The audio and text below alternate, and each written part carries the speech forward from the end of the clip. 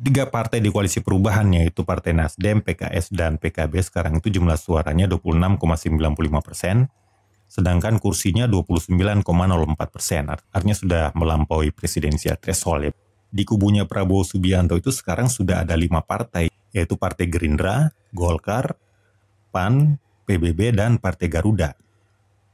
Koalisi Prabowo Subianto ini sudah mengantongi 33% suara atau 36% kursi. Koalisi PDIP itu sekarang sudah memiliki 4 partai yang bergabung ya, yaitu PDI Perjuangan, P3, Hanura, dan Perindo ya. Jumlah suaranya itu 28,06% ya. Kemudian kursinya itu 147 atau 25,57%. Ketiga koalisi partai ini sudah menghabiskan 88,01% suara dan 90,61% kursi. Kalau tiga koalisi ini tidak berubah, hampir mustahil terbentuk koalisi baru ya, karena tidak akan ada yang mencapai 20% kursi atau 25% suara sah secara nasional.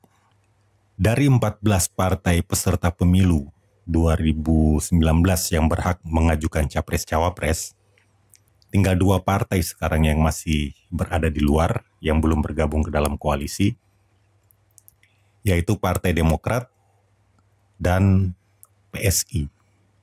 Mereka tidak boleh memboikot Pilpres.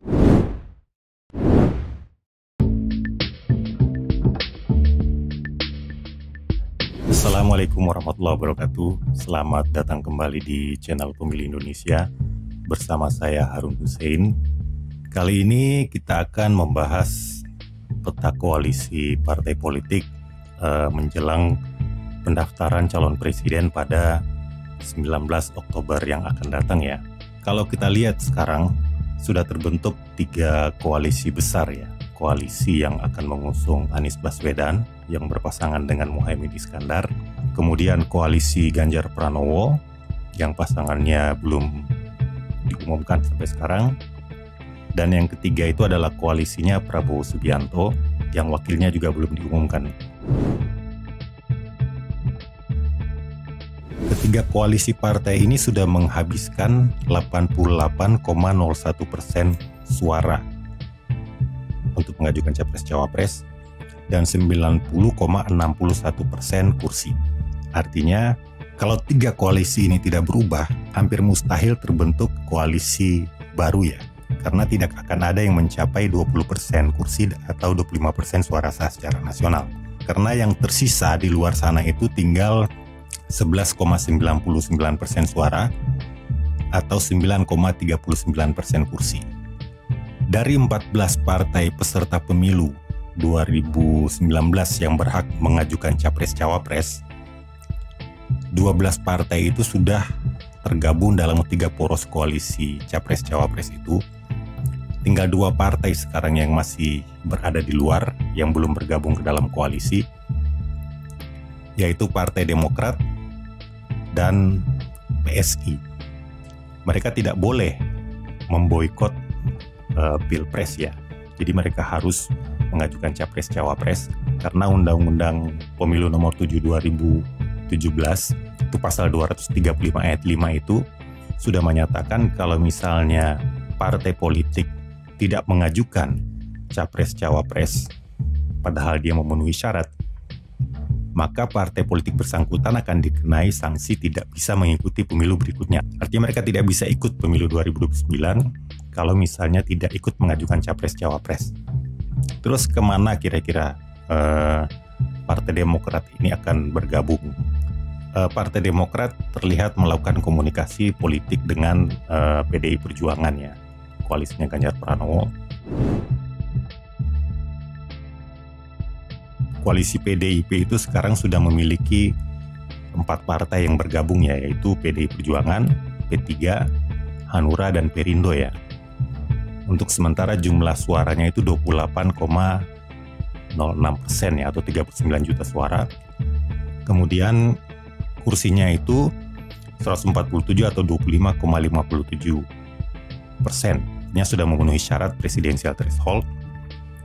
Dan kalau misalnya Demokrat bergabung ke dalam koalisinya Ganjar Pranowo, maka koalisi itu akan memiliki 35,83% suara atau 34,96% suara. Masalahnya adalah AHY akan tetap sulit untuk menjadi cawapres di koalisinya Ganjar Pranowo itu, karena koalisinya Ganjar Pranowo itu tampaknya akan memilih wakil presiden berdasarkan basis ya. Dalam hal ini memperlihatkan indikasi akan mengajukan Ridwan Kamil. Strategi ini tampaknya dipakai oleh koalisi Ganjar setelah koalisinya Anies Baswedan itu mengambil Cak Imin ya. Karena suara di Jawa Timur dan sebagian Jawa Tengah itu sudah intensif ingin direbut oleh pasangan Anies Baswedan Cak Imin, maka pasangan Ganjar Pranowo ini tampaknya ingin melakukan kontra strategi dengan menyerang Jawa Barat ya. Dalam hal ini mereka tampaknya akan mengambil tokoh Jawa Barat yang kuat, yaitu Ridwan Kamil. Lagi pula di koalisi PDIP ini ada juga cawapres yang cukup ngotot untuk berpasangan dengan Ganjar Pranowo, yaitu Sandiaga Uno. Dan kalau misalnya bergabungnya Demokrat ke kubu Ganjar Pranowo ini harus dikompensasi dengan AHY menjadi cawapresnya Ganjar, maka ada kemungkinan justru Sandiaga Uno akan keluar dari koalisi itu. Masalah kedua bagi Demokrat bergabung di kubu Ganjar ini adalah masalah lama antara Megawati dengan SBY. Ini masalah yang berbau pengkhianatan juga ya sebenarnya ya. Yang ketiga itu, kalau bergabung ke kubu Ganjar Pranowo, Demokrat itu tampaknya akan sulit mengusung slogan atau jargon perubahan ya, karena kita tahu PDIP itu adalah the ruling party atau partainya penguasa ya. Dan bagaimana kalau Demokrat bergabung ke kubu Prabowo Subianto? Ini juga sama sulitnya ya, karena di kubunya Prabowo Subianto itu sekarang sudah ada 5 partai yang berkoalisi ya, yaitu Partai Gerindra, Golkar, PAN, PBB, dan Partai Garuda. Koalisi Prabowo Subianto ini sudah mengantongi 33% suara atau 36% kursi ya. Jadi sudah jauh melampaui syarat presidensial threshold. Dan kalau misalnya Partai Demokrat bergabung ke dalam koalisi ini, maka jumlah suaranya itu menjadi 40,7%, sedangkan kursinya menjadi 45,39%.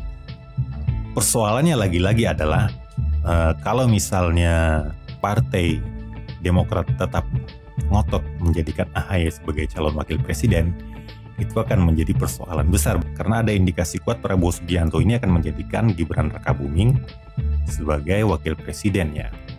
Karena ini kan konon juga bagian dari skenario Pak Lurah ya.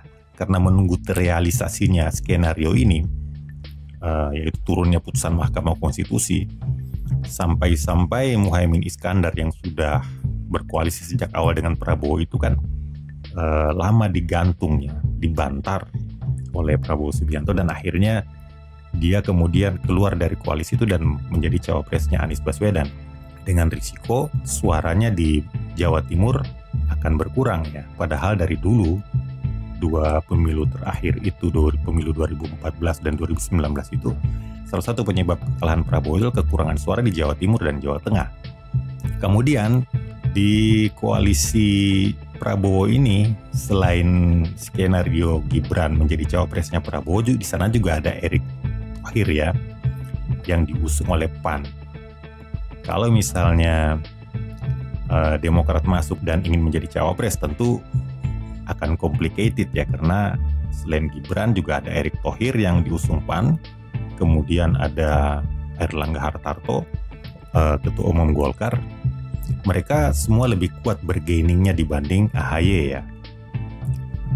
Kemudian ada pula kemungkinan Prabowo Subianto itu menggandeng Ridwan Kamil yang merupakan Wakil Ketua Umum Partai Golkar. Jadi kalau misalnya targetnya Demokrat bergabung ke koalisi Prabowo adalah wakil presiden, itu tetap akan sulit terjadi. Masalah keduanya, Demokrat juga akan gagap ya di koalisi ini karena dia kemana-mana mengusung slogan dan jargon perubahan. Padahal koalisi Prabowo ini terang-terangan menyatakan kita ini adalah timnya Jokowi. Jadi jadi problem besar juga ya.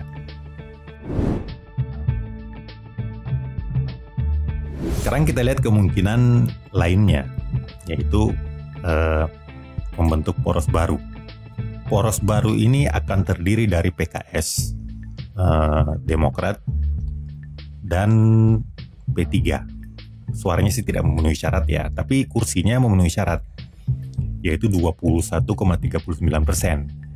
Tapi poros keempat ini tampaknya sulit realisasi karena PKS tampaknya sulit keluar dari koalisi perubahan ya. Karena identifikasi Anies Baswedan dengan PKS itu sudah sangat kuat ya. Selain sudah diputuskan secara organisasi bahwa partai itu akan mengusung Anies Baswedan. Dari sisi hitung-hitungan strategi politik, keluar dari koalisi perubahan itu adalah kerugian yang besar ya. Karena sudah sedemikian kuatnya identifikasi Anies Baswedan dengan PKS. Kalau misalnya PKS keluar dan kemudian membentuk poros baru, pemilih-pemilih PKS yang semula sudah cenderung ke Anies Baswedan itu bisa jadi swing ya. Swing, mungkin mereka akan tetap memilih Anies Baswedan, dan karena ada faktor kuartil efek, maka mereka tidak akan memilih PKS karena ada kuartil efek yang memungkinkan yang membuat kecenderungan pemilih itu memilih presiden dan partai pendukungnya. Jadi ini risiko besar bagi PKS kalau keluar membentuk poros baru. Lagi pula kalau misalnya membentuk poros baru itu bagi PKS tidak ada untungnya juga ya. Kalau misalnya poros baru itu akan mencapreskan Sandiaga Uno dengan AHY, artinya mereka juga tidak mendapatkan apa-apa ya. Kecuali misalnya capres atau cawapresnya adalah tokoh PKS. Dan kalau misalnya Demokrat ingin menggalang poros keempat ini, sebenarnya justru juga mereka masuk dalam skenario Pak Lurah ya. Kita tahu bahwa pembentukan poros keempat ini sudah disebut sendiri oleh SBY dalam press conference-nya ya. Waktu itu SBY menyatakan ada menteri aktif yang intens melobi untuk memisahkan pasangan Anies AHY untuk membentuk poros baru. Jadi ini serba dilematis. Terus bagaimana dengan kembali ke koalisi perubahan? 3 partai di koalisi perubahan, yaitu Partai Nasdem, PKS, dan PKB sekarang itu jumlah suaranya 26,95%, sedangkan kursinya 29,04%, artinya sudah melampaui presidensial threshold. Dan kalau misalnya Partai Demokrat bergabung, jumlah suaranya itu menjadi 34,72%, dan jumlah kursinya 38,43%. Persoalannya adalah kalau targetnya tetap cawapres, akan tetap sulit bagi AHY menjadi cawapresnya Anies Baswedan. AHY ini elektabilitasnya emang lebih tinggi dari Muhaimin Iskandar ya. Tapi irisan elektabilitas Anies Baswedan dengan AHY itu sebenarnya banyak kesamaannya ya. Berbeda misalnya dengan Muhaimin Iskandar. Kalau misalnya Demokrat bergabung dengan koalisi perubahan dan AHY tidak menjadi cawapres, paling tidak jargon perubahannya tetap terakomodasi ya. Walaupun mungkin Partai Demokrat cukup kehilangan muka ya kalau bergabung. Tapi kalau kita lihat pernyataan-pernyataan tokoh-tokoh koalisi perubahan, termasuk Anies Baswedan, mereka welcome terhadap Partai Demokrat. Baik, demikian dulu yang bisa kita sampaikan dalam episode kali ini. Semoga ada manfaatnya untuk memetakan koalisi menjelang pendaftaran calon presiden ini. Sampai jumpa pada episode-episode berikutnya. Tetap di Bumi Indonesia. Assalamualaikum warahmatullahi wabarakatuh.